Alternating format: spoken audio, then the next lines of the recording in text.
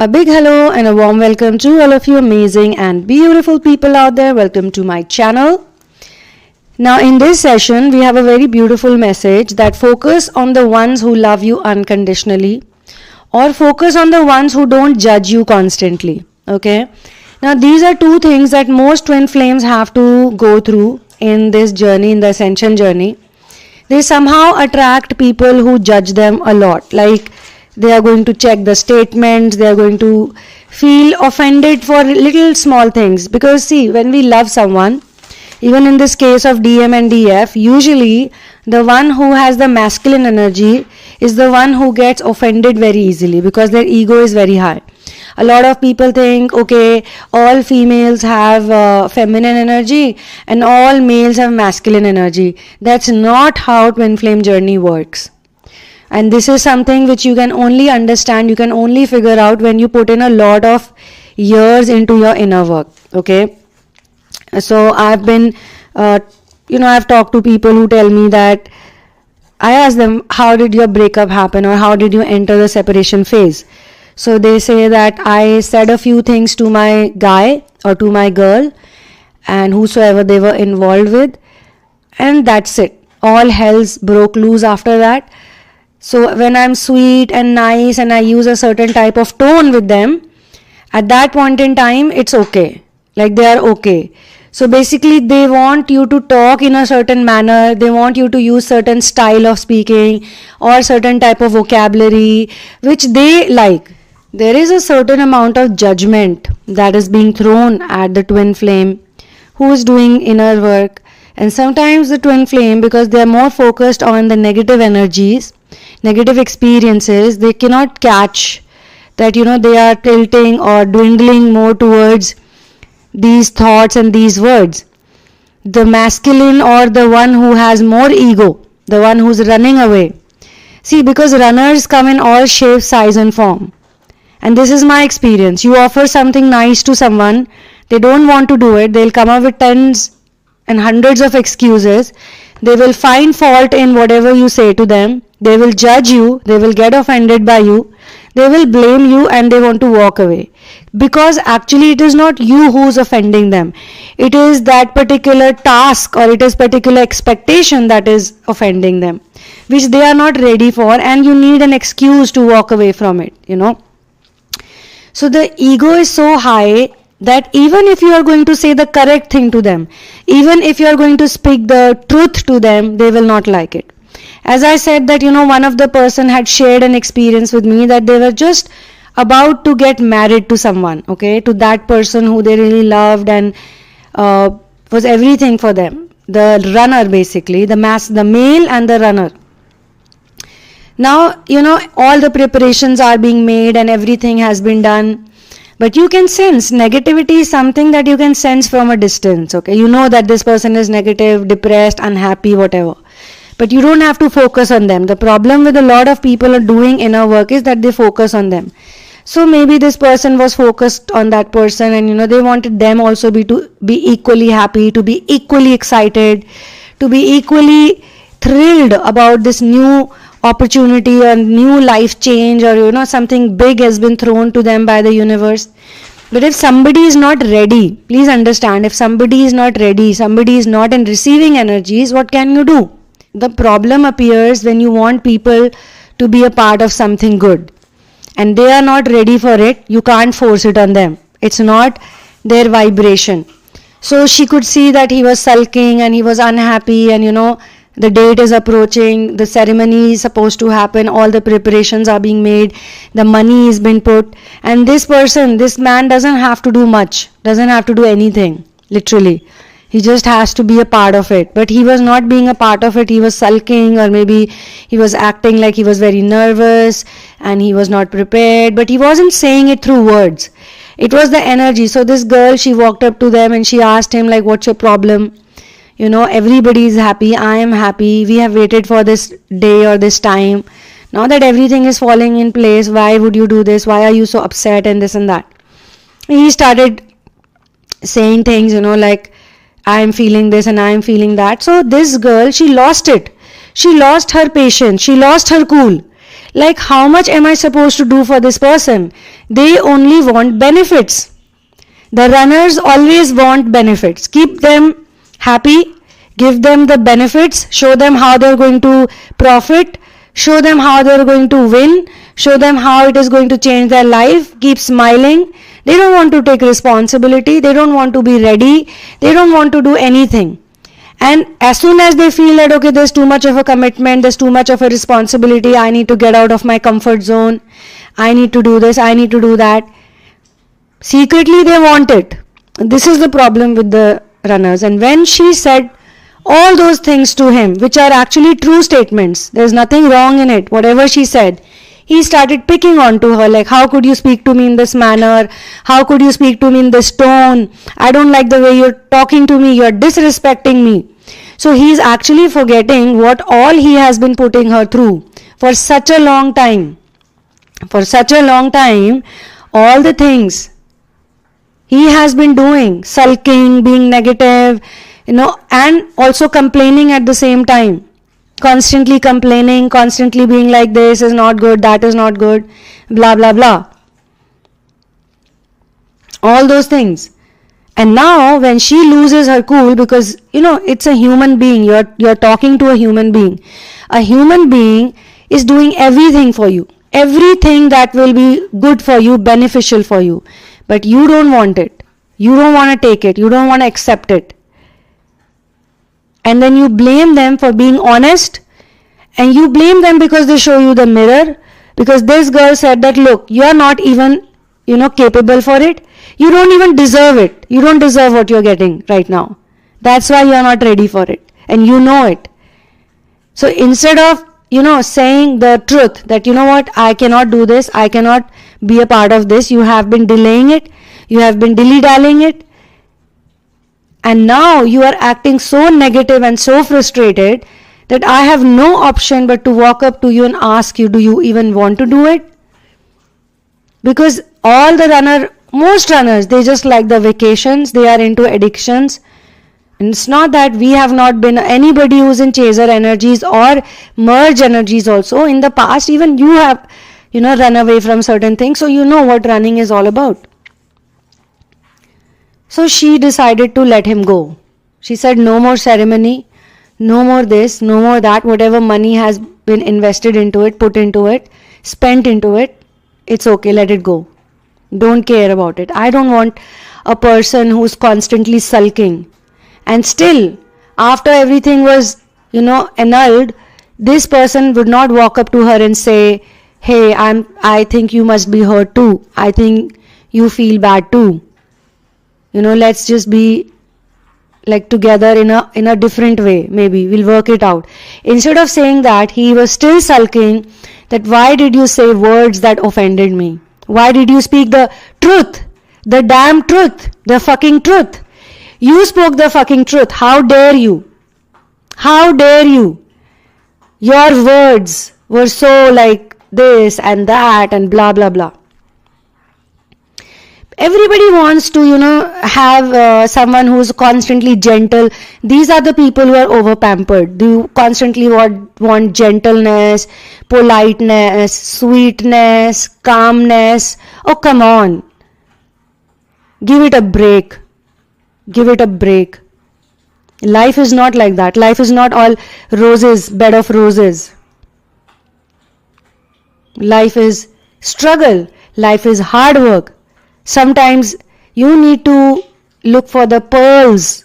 It's a big ocean of pain and tears, and in that you need to look for pearls, little pearls.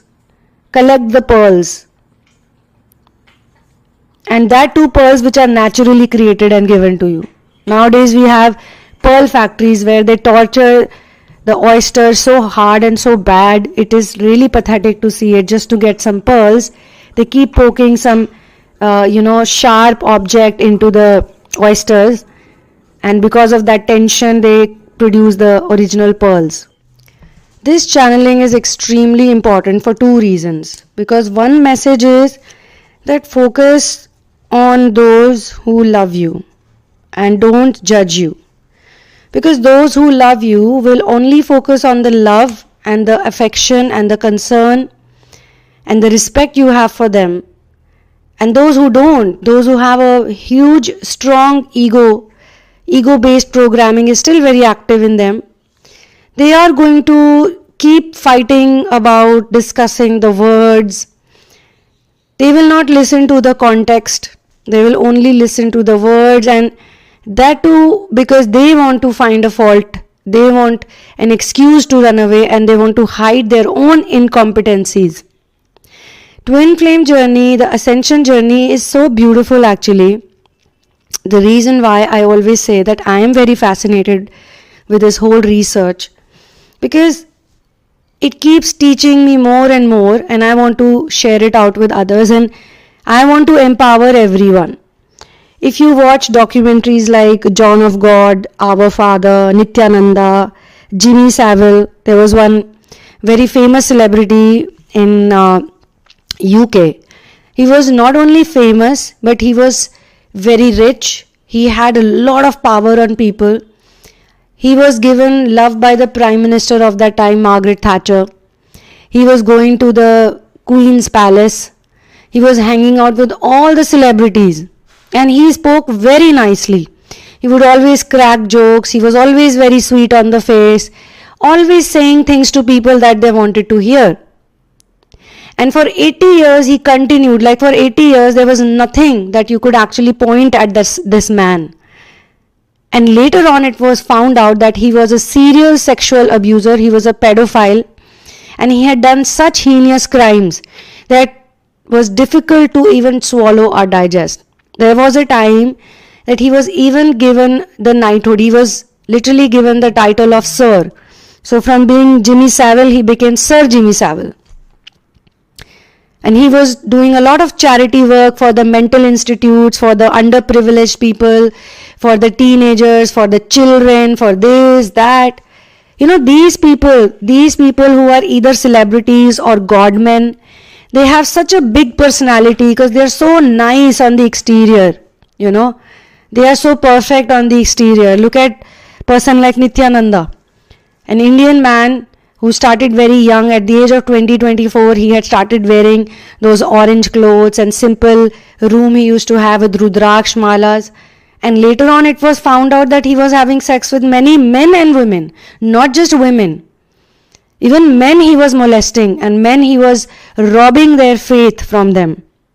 If you look at the story of the man who was John of God, he was healing so many people. Why am I talking about these things to you guys? Because I have also gone through this type of research where I had to bifurcate, where I had to learn who is really your well-wisher. Who is really the person who is not going to give you false cookies, stories? Who has the guts to tell you the truth without creating this fancy image? You don't need to look for perfect people, perfect image, perfect this, perfect that. There is nobody who's perfect. Perfection is a disease. If you see somebody who's absolutely perfect, like there's nothing wrong with this person, then also there are other things. There are other categories that you need to check them on, because there will be. If you look at the life of Lord Sri Ram also, a very wonderful example comes to my mind. Very wonderful part in the Ramayana story. So there is a time when Lord Sri Ram has to kill Bali. Bali was so powerful, he was so powerful that no matter who would stand in front of him, he would suck out 50% energy of that person. So if you're 20 people in front of Bali, Bali is going to suck out 50% energy of all those 25 people. So 25 people lost half of his energy, their energy to him, and he had his own energy also. So it was impossible to defeat this man. Impossible. There was no way that he could be defeated. Even Ravan, most powerful, mighty King Ravan, he went to fight against Bali, and Bali fixed him basically. And after that, Ravan said to Bali that, okay, I'll not mess with you, I'll be friends with you. Okay, so they became friends. This guy, Bali, was a nice guy overall. He was good, and he wasn't scared of anyone. All the demonic agents were also scared of him because of his unmatched power. He had unmatched power. Nobody has this gift. Or if people have this, some people would definitely have the same gift, but we don't know about it. Just like we don't know all the number of Buddhas. There are many Buddhas, by the way, but we only know about Siddhartha Gautam, because he was the one who chose to, be in the public eye and do the work. Some people, even though they don't want to be famous and popular, they have no option but to take it up. But there are so many masters who don't have to get famous or don't have to be in that. Like everybody is doing their own type of work, So there are many Buddhas. Being Buddha is not only Siddhartha Gautam's monopoly. And he also wanted many people to become Buddha. He wanted many people to become enlightened masters. And he was helping a lot of people, and under him there were many Arihants. Arihants are just one step below Buddha. So they don't care about image. They don't never care about image. But then their image will not get tarnished because God is going to take care of them. So many people tried to tarnish the image of Guru Nanak Dev Ji also, Buddha also, Ram also, Krishna also. Even Meera. Meera was given a cup of poison. Just imagine. So all these fake people, all these fake people, fake teachers, fake gurus, fake whatever, healers, they use the same language. That's the problem. They use the same language, but they have a very perfect image for a long time. Impeccable image, immaculate, nothing that you can actually look at and pinpoint. Okay, this is the problem. But after their devotees or number of people increase, then you will find out they raped someone, they had sex with someone, they had some kind of a relationship with someone. And the problem is not that they are doing all these things. The problem is that they are secretive about it. They have a clandestine situation going on. In the world, to other people, they have a very great image, great way of talking, great way of speaking. But inside, they are opposite. So isn't it better to be with people who are the same to others and also otherwise, in person also? So Lord Sri Ram basically had to help Sugriv. He had promised to Sugriv that I will help you. Sugriv was Bali's brother. And what had Bali done? Despite being so powerful and this and that, he had a fight with his own brother. And after he fought with his brother, he threw him out of the kingdom. The worst thing that he could do was he took away his wife. So he made his brother's wife his wife. And he told his brother to get lost. You can't rule over here. And he even said that I'll kill you. If I find you, I'll kill you. So Sugriv had no option but to run away. He had to be absconding. He would hide in the woods, in the forest. He had some loyal people, and Hanumanji was one of them. Hanumanji is the greatest devotee of Lord Sri Ram. So he was one of the helpers. He was also protecting Sugriv. So Sri Ram would say that, there are people make mistakes. It's okay. Everyone makes mistake. But this is a really wrong thing to kidnap someone's wife. Ravan had kidnapped his wife Sita. He was also looking for Sita. And that's when, somebody in the forest, it was actually Shabri. Shabri was also one of his devotees. She was the one who guided him to Sugriv. She said, why don't you go and meet Sugriv?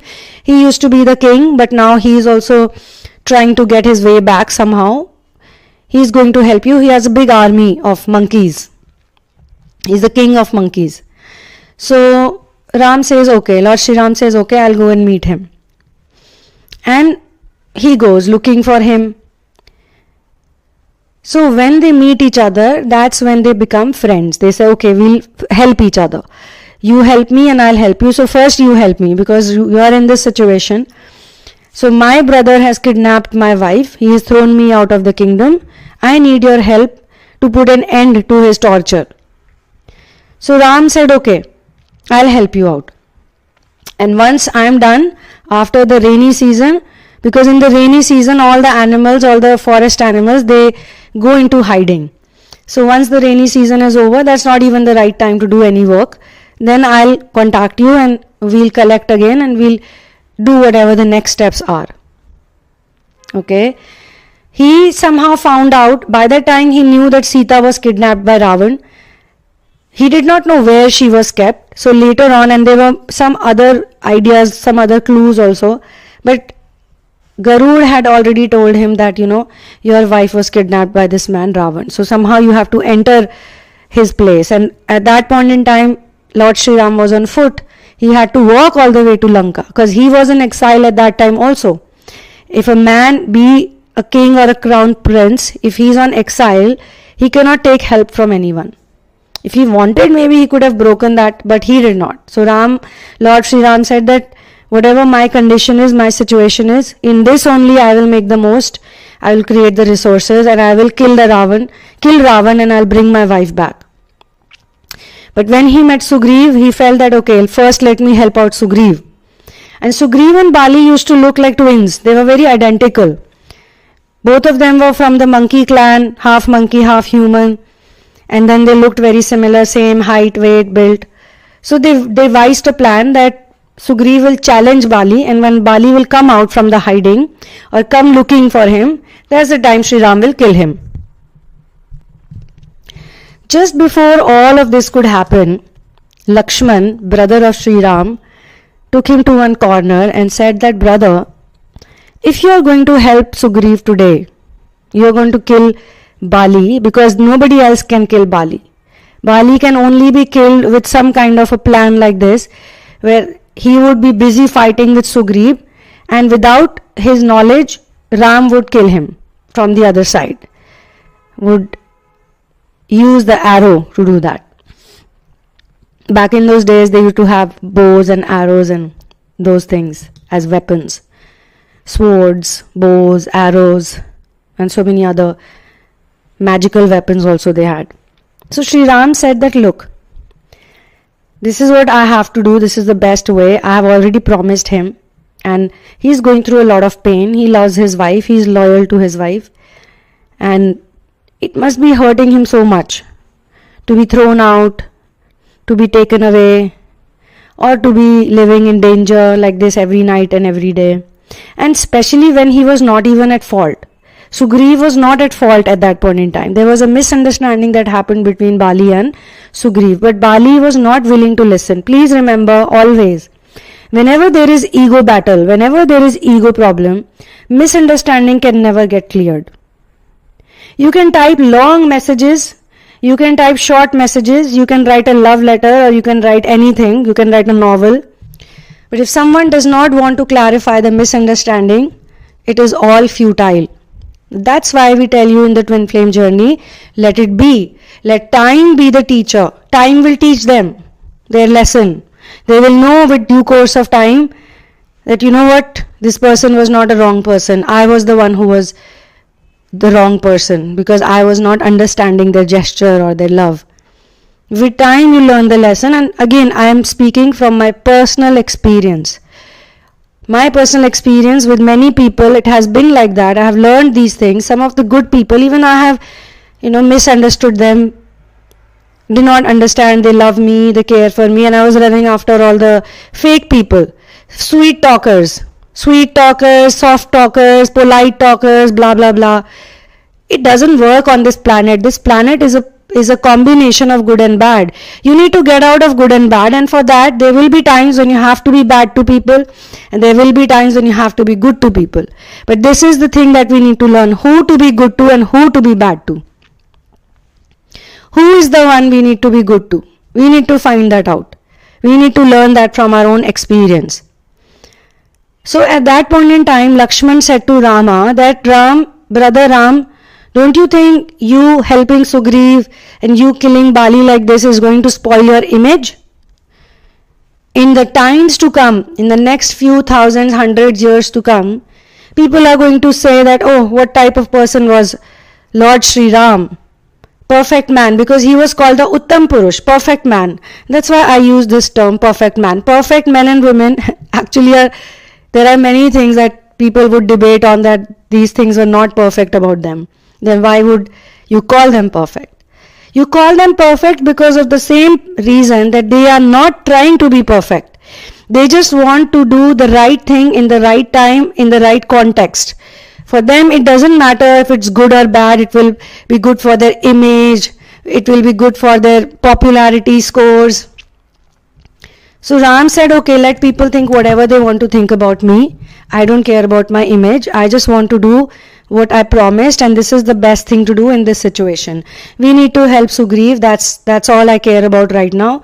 And Bali has not been a nice person. He, despite having all the energy, all the power, all the resources, all he's doing is harassing other people and even his own brother. You're also my brother, but you're standing next to me. And actually, if you look at Ram and Lakshman, they were step brothers. They were not even real biological blood brothers. They had the same father but different mothers. So you are standing by me, you are supporting me, and look at what Bali is doing to his brother. He is doing exactly what Ravan has done to us. And the only reason why I am helping Sugriv is for the same situation. So in the end, in this particular scene, finally Bali gets struck by Ram's bow and arrow, the arrow basically. And Bali, who was invincible, nobody could defeat him, gets shocked. And then he questions Ram while he's lying down on the floor. He asks Lord Sri Ram, if you really wanted help, if you really wanted your wife back from Ravan, who would have been a better person than me? My brother is not so powerful as I am. He doesn't have much strength as I have. And I have already defeated Ravan. Ravan was my friend, is my friend. I could have spoken to Ravan. Why then you had to help this brother of mine and not be on my side?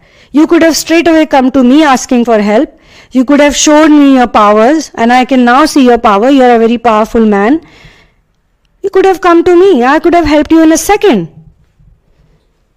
So Lord Sri Ram said, well, that would be wrong to do. Because Ravan has kidnapped my wife, and I cannot ask for help from another man who has kidnapped someone else's wife, and that too his real brother's wife, biological brother's wife.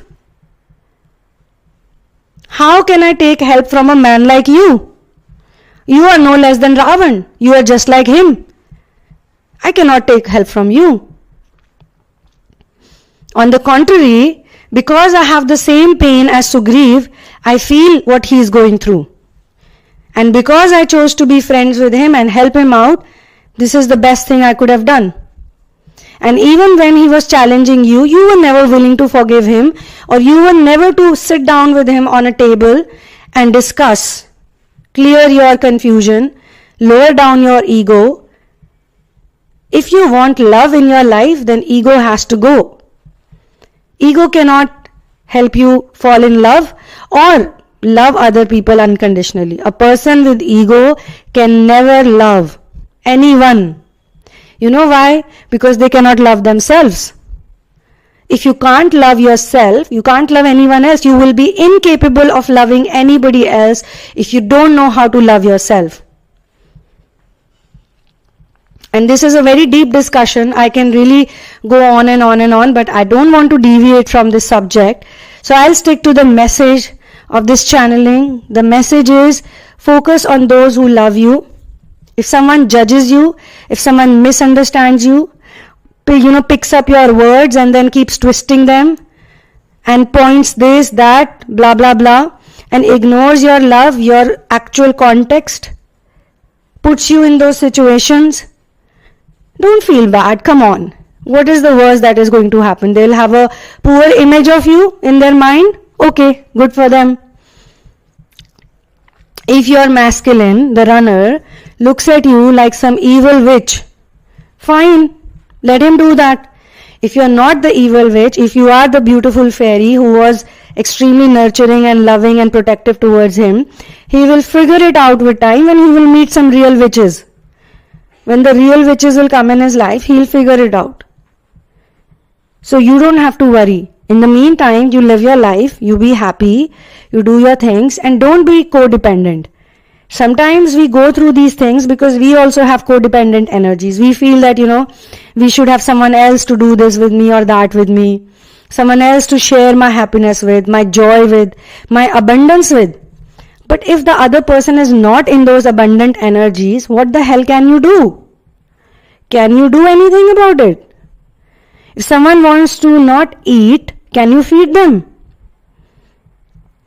If someone does not want to wear clean clothes, nice clothes, can you give them clothes? Can you force them? They'll tear them apart too. So for your personal situation, you can write to me at thesunamoon@gmail.com. Kindly go through the description box, and if you face any question or any doubt, or maybe sometimes there's something with PayPal also, then please ask me how to book the session in case you can't do it on your own. If you can, great. But do not share your twin flame journey in advance with me, because we use certain intuitive tools and techniques. Okay, keep doing your inner work. Those who cannot right now afford personal sessions or therapies, please continue to use the content that you have. With time, I hope your situation improves, your finances improve, because that's a very, very important part. We need to become financially independent. That is connected to our root chakra energies. It's also connected to sacral chakra, because we should do what we love and we should try to make a living in that. And once you have healed solar plexus, then you will be very content. Even if you earn $20 and it is enough for you in a month, you will be very content with it. Even if you have $2,000, $3,000, $10,000, $20,000 and you need to spend it on your mission, you need to create resources, you'll still be happy with it. So happiness is something that will be a part of your life. Contentment, peace will be a part of life the more and more you dedicate yourself towards inner work, because ascension is a lifestyle. So thank you so much for all the amazing things that you do, and thank you so much for being so beautiful inside and out. It's more important to actually work on yourself. If you are working on yourself, that already makes you a beautiful person. I'll see you soon in another one. One love and peace out.